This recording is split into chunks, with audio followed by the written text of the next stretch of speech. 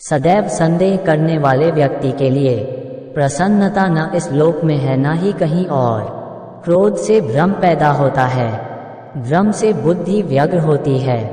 जब बुद्धि व्यग्र होती है तब तर्क नष्ट हो जाता है, जब तर्क नष्ट होता है तब व्यक्ति का पतन हो जाता है। मन की गतिविधियों, होश, श्वास और भावनाओं के माध्यम से भगवान की शक्ति सदा तुम्हारे साथ है और लगातार तुम्हें बस एक साधन की तरह प्रयोग करके सभी कार्य कर रही है। ज्ञानी व्यक्ति ज्ञान और कर्म को एक रूप में देखता है, वही सही मायने में देखता है। जो मन को नियंत्रित नहीं करते उनके लिए वो शत्रु के समान कार्य करता है। अपने अनिवार्य कार्य करो, क्योंकि वास्तव में कार्य करना निष्क्रियता से बेहतर है। आत्मज्ञान की तलवार से काटकर अपने हृदय से अज्ञान के संदेह को अलग कर दो। अनुशासित रहो, उठो। मनुष्य अपने विश्वास से निर्मित होता है। जैसा वो विश्वास करता है वैसा वो बन जाता है। नरक के 3 द्वार हैं, वासना, क्रोध और लालच। इस जीवन में ना कुछ खोता है ना व्यर्थ होता है। मन अशांत है और उसे नियंत्रित करना कठिन है, लेकिन अभ्यास से इसे वश में किया जा सकता है। लोग आपके अपमान के बारे में हमेशा बात करेंगे। सम्मानित व्यक्ति के लिए अपमान मृत्यु से भी बदतर है। प्रबुद्ध व्यक्ति के लिए गंदगी का ढेर, पत्थर और सोना सभी समान हैं। निर्माण केवल पहले से मौजूद चीजों का प्रक्षेपण है। व्यक्ति जो चाहे बन सकता है, यदि वह विश्वास के साथ इच्छित वस्तु पर लगातार चिंतन करे। उससे मत डरो जो वास्तविक नहीं है। ना कभी था ना कभी होगा। जो वास्तविक है वो हमेशा था और उसे कभी नष्ट नहीं किया जा सकता। ज्ञानी व्यक्ति को कर्म के प्रतिफल की अपेक्षा कर रहे। अज्ञानी व्यक्ति के दिमाग को अस्थिर नहीं करना चाहिए। हर व्यक्ति का विश्वास उसकी प्रकृति के अनुसार होता है। जन्म लेने वाले के लिए मृत्यु उतनी ही निश्चित है जितना कि मृत होने वाले के लिए जन्म लेना। इसलिए जो अपरिहार्य है उस पर शोक मत करो। अप्राकृतिक कर्म बहुत तनाव पैदा करता है। सभी अच्छे काम छोड़कर बस भगवान में पूर्ण रूप से समर्पित हो जाओ। मैं तुम्हें सभी पापों से मुक्त कर दूंगा। शोक मत करो। किसी और का काम पूर्णता से करने से कहीं अच्छा है कि अपना काम करें, भले ही उसे अपूर्णता से करना पड़े।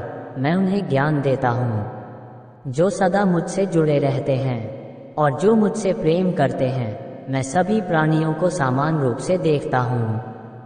ना कोई मुझे कम प्रिय है ना अधिक, लेकिन जो मेरी प्रेम पूर्वक आराधना करते हैं वो मेरे भीतर रहते हैं और मैं उनके जीवन में आता हूँ। मनुष्य को जीवन में श्रेष्ठ बनने का प्रयास अवश्य करना चाहिए, परंतु जीवन में हमेशा उत्तम ही रहना चाहिए। हर कीमती चीज को उठाने के लिए झुकना ही पड़ता है। माँ और पिता का आशीर्वाद भी इनमें से एक है। अगर व्यक्ति शिक्षा से पहले संस्कार, व्यापार से पहले व्यवहार और भगवान से पहले माता पिता को पहचान ले तो जिंदगी में कभी कोई कठिनाई नहीं आएगी। स्वार्थ से रिश्ते बनाने की कितनी भी कोशिश करें वो कभी नहीं बनते हैं, और प्रेम से बने रिश्तों को कितना भी तोड़ने की कोशिश करें वो कभी नहीं टूटते। हर किसी के अंदर अपनी ताकत और अपनी कमजोरी होती है। मछली जंगल में नहीं दौड़ सकती और शेर पानी में राजा नहीं बन सकता। इसलिए अहमियत सभी को देनी चाहिए। श्री कृष्ण कहते हैं, एक बार माफ करके अच्छे बन जाओ, पर दोबारा उसी इंसान पर भरोसा करके बेवकूफ कभी न बनो। कभी भी स्वयं पर घमंड मत करना। पत्थर भी भारी होकर पानी में अपना वजूद खो देता है। हद से ज्यादा सीधा साधा होना भी ठीक नहीं, क्योंकि जंगल में सबसे पहले सीधे पेड़ों को काटा जाता है।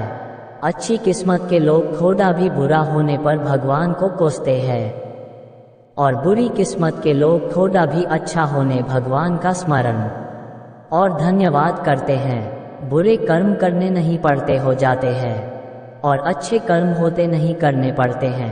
कृष्ण कहते हैं, अहंकार मत कर किसी को कुछ भी देकर। क्या पता तू दे रहा है या पिछले जन्म का कर्जा चुका रहा है। अहंकार करने पर इंसान की प्रतिष्ठा, वंश, वैभव तीनों ही चले जाते हैं। जिंदगी के इस रण में खुद ही कृष्ण और खुद ही अर्जुन बनना पड़ता है। रोज अपना ही सारथी बनकर जीवन की महाभारत को लड़ना पड़ता है। क्या सदा मौन रहना उचित है? नहीं, इतिहास साक्षी है। संसार में अधिक विपदाएं इसलिए आई क्योंकि समय पड़ने पर मनुष्य उसका विरोध नहीं कर पाया। जब मनुष्य को अपने धर्म पर अहंकार हो जाता है तब उसके हाथों अधर्म होने लगता है। ये सच बात है कि भूल करके इंसान कुछ सीखता है, परंतु इसका यह मतलब नहीं कि वह जीवन भर भूल करता रहे और कहे कि हम सीख रहे हैं।